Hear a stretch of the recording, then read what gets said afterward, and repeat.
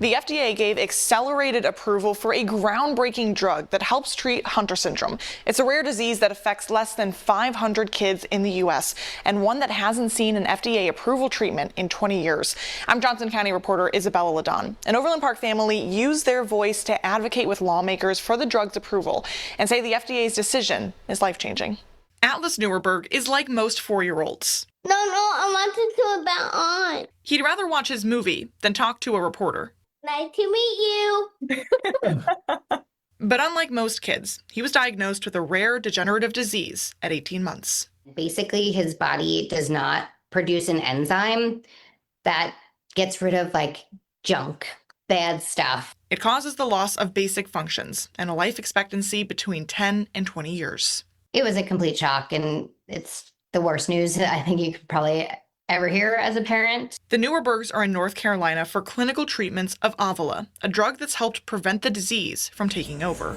And he has just continued to progress normally, where a lot of kids right around that 18-month or 2-year-old mark will stop speaking completely. Because they were waiting on FDA approval, Jenny and Nick didn't know how long the treatment would last. It's even a 6-month delay. In that amount of time, these kids will lose their ability to speak, to walk, to feed themselves.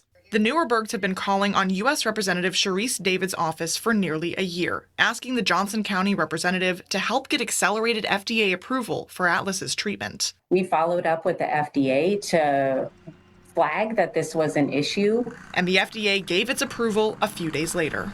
If anybody ever wonders if their advocacy pays off, this is such a great example. For a disease with as much uncertainty as Hunter syndrome, the FDA's decision gives the Neuerbergs some hope. It really changes his whole life. It's literally saving his life. Do we like Kansas City? Yes. I'm Johnson County reporter Isabella Ladon, KSHB 41 News.